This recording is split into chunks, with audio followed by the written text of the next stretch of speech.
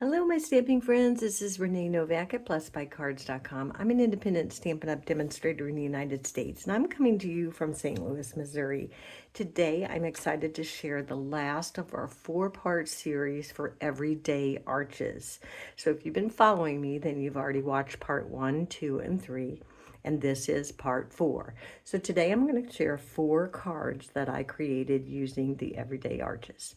So for our first card, it's kind of simple. It's just a berry burst card base. I put a white piece on the inside for decorating.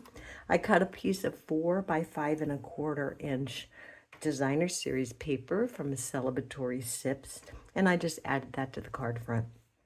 And then for my arches, or should I say partial arches, I decided to create a little tag up here.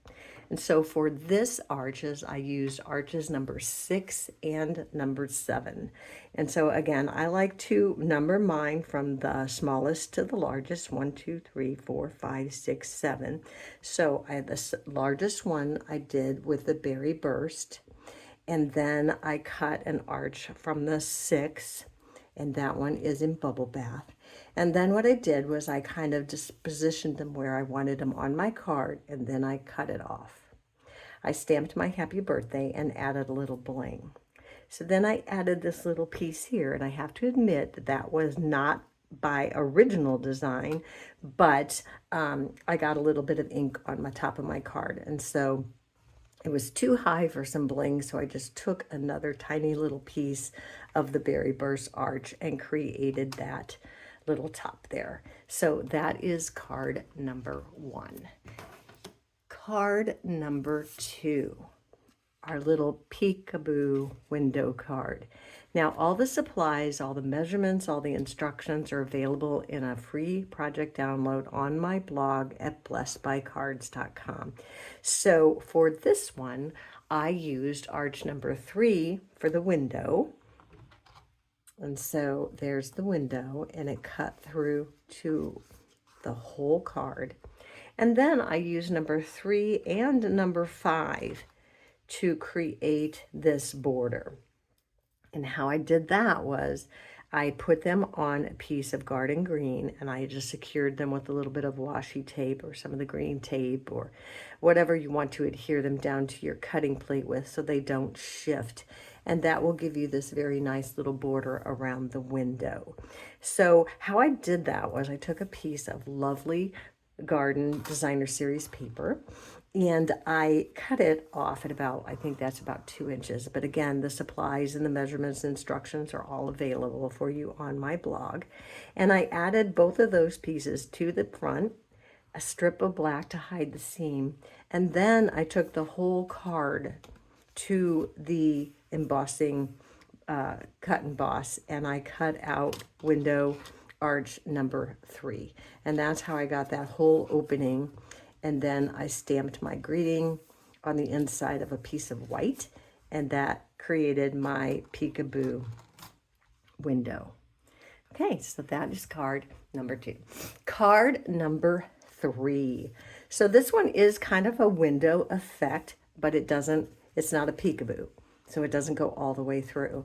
So how I did that was I took a piece of the same paper, the Lovely Garden, 4 by 5¼ I lined up my arch number 6, and I put that down for my window opening.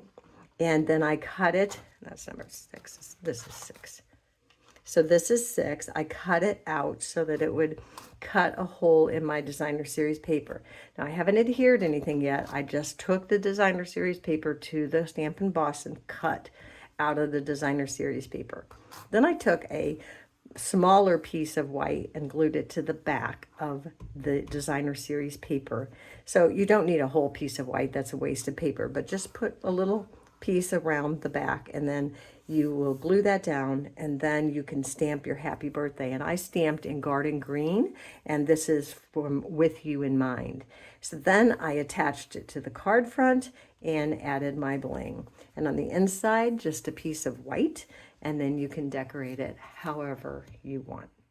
Okay, so our final card, card number 4, is a little bit different.